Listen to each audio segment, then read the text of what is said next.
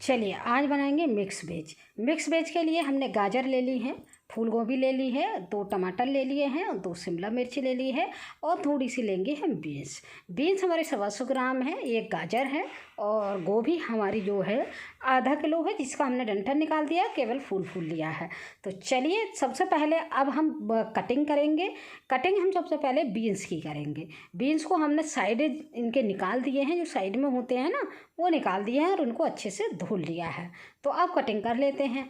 Cutting beans की हम ज़्यादा बारीक नहीं करेंगे, थोड़े बड़े बड़े पीसेस रखेंगे, क्योंकि जब मिक्स वेज में ना थोड़े बड़े बड़े पीसेस ही अच्छे लगते हैं।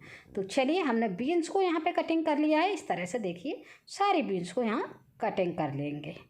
तो चलिए अब बीन्स के बाद हम और सब्जियों का कटिंग करेंगे। इसको रख देते हैं साइड में। अब हम पहले गोभी कटिंग करेंगे। गोभी के पीसेस देख लीजिए किस तरह से करने हैं।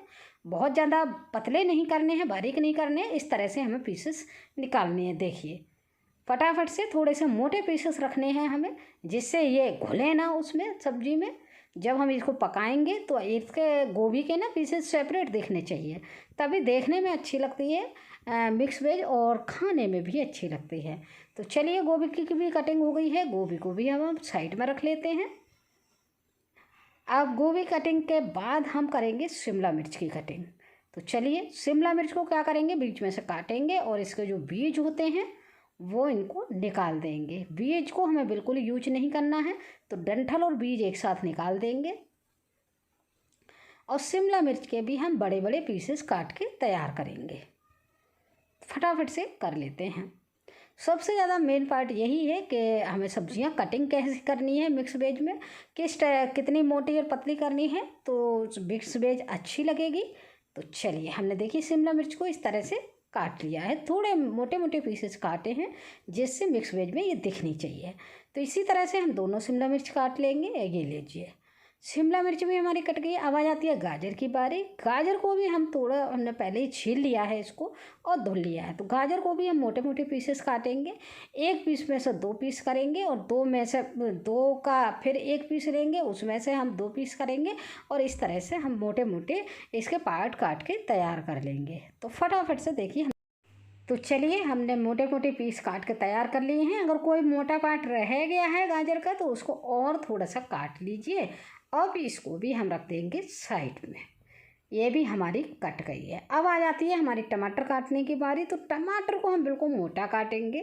1 टमाटर के 2 ही पीस करने हैं, तो पहले डंठल साइड को निकाल देंगे और 1 टमाटर के 2 पीस कर लेंगे। और हाँ मैंने बताया नहीं, एक चीज़ ऐसी डालूंगी जो मिक्स वेज के टेस्ट में ना 4 चांद लगा देगी। तो वो चलिए देख लेते हैं क्या वो चीज़। तो चलिए हमने एक पैन ले लिया है। एक पैन में हमने डाल दिया है 4 से 5 लाल मिर्च, थोड़ा सा ऑयल लगाया है और उसमें हम टमाटर भी डाल देंगे। तो टमाटर को हमें सौंधा सौंधा करके भूनना है। जब भूनेंगे ना हम इसको तो इसका सौंधा सौंधा बहुत अच्छा टेस्ट आता है मिक्स वेज को, अगर इस तरीके से बनाते हैं तो चलिए पहले तो टमाटर और मिर्च को भून लेते हैं। तो हम थोड़ी देर ढक के पकाएंगे इसको, क्योंकि इसमें ना थोड़े से छींटे आ रहे हैं। तो जब ढक देंगे तो टमाटर जल्दी भी गल जाएगा और हमारा पक भी जाएगा। तो लीजिए अब हम इसको टमाटर को पलट देते हैं। लगभग एक तरफ ये टमाटर अच्छे से भून गया है। अब यहाँ पे ना एक काम और करेंगे। टमाटर को और अच्छे से गल जाने के लिए थोड़ा सा हम यहाँ पे डालेंगे नमक, लेकिन उससे पहले ना साबुत धनिया डालेंगे। अगर यहाँ पे साबुत धनिया भुना हुआ लेते हैं ना तो बहुत ही टेस्ट अच्छा आता है। तो ये प्रोसेस ज़रूर कीजिएगा। अब धनिया भी यहाँ पे हमारा अच्छे से ऑयल में भुन जाएगा। मिर्च भी हमारी भुनी मिर्च हो गई है और टमाटर भी हमारे भुने टमाटर हो जाएंगे ना, तो बहुत ही अच्छा आएगा। इसी स्टेज पे हम थोड़ा सा नमक डाल देते हैं यहाँ पे।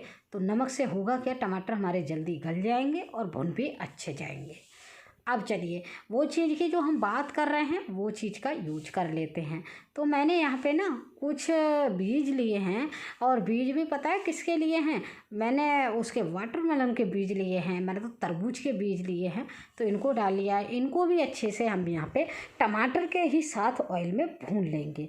जब बीज अच्छे से चटकने लगेंगे, क्योंकि टमाटर और मिर्च हमारा पहले ही भून चुका है, जब बीज चटकने लगेंगे तो बस इसी स्टेज पर अब हम इनको रख देंगे, कर देंगे बंद और इनको ठंडा होने के लिए हम छोड़ देंगे।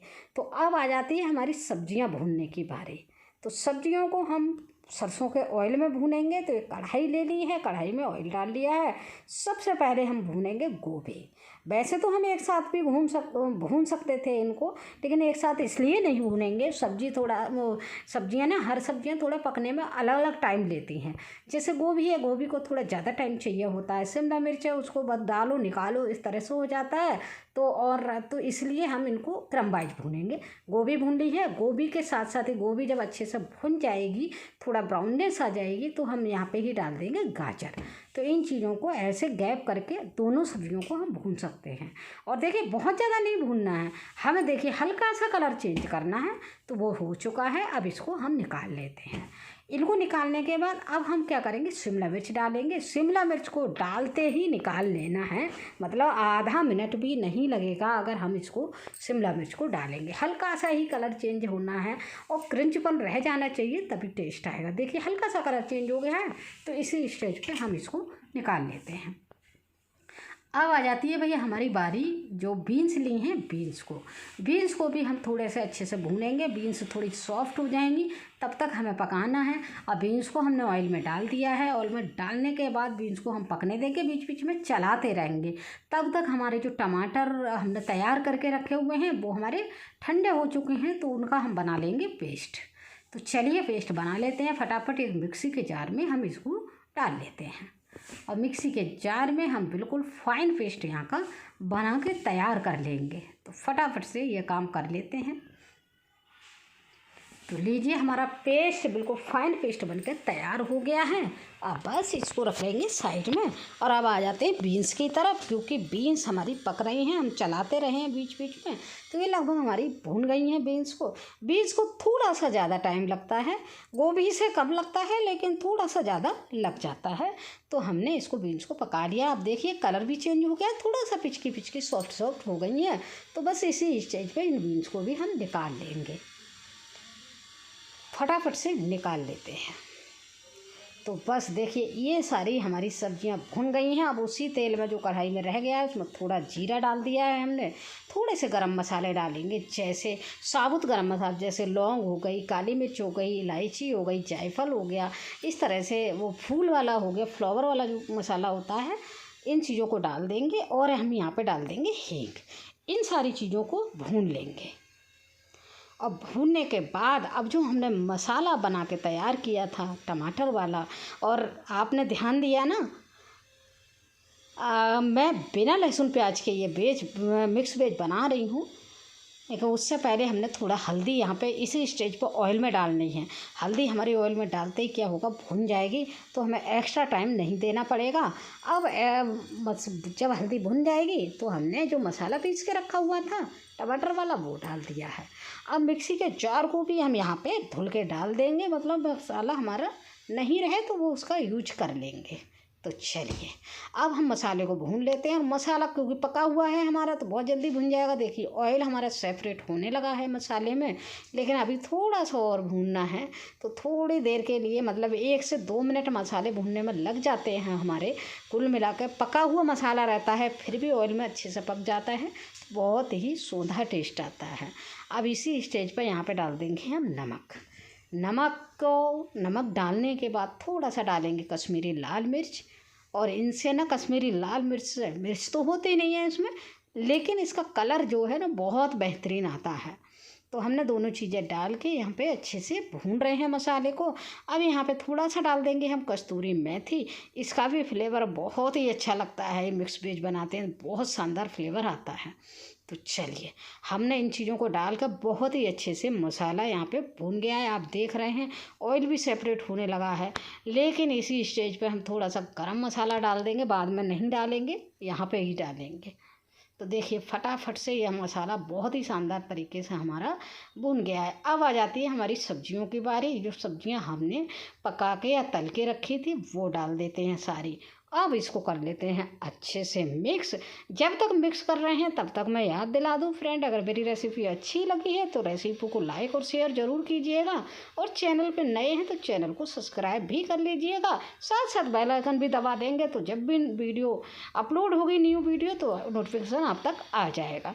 तो देखिए हमने सब्जी को मिक्स कर लिया है मसाले के साथ, लेकिन हमें अभी और पकाना है थोड़ी सी सब्जी को। तो हम क्या करेंगे यहाँ पे, अब थोड़ा सा, बहुत थोड़ा, मतलब हम आधी कटोरी भी नहीं कहेंगे, बहुत थोड़ा हमें पानी यहाँ पे डाल देना है, और पानी डाल के अच्छे से मिला के यहाँ पे ढक के हमें लगभग 1 या 2 मिनट पकाना है, बिल्कुल धीमी आंच पे पकाना है।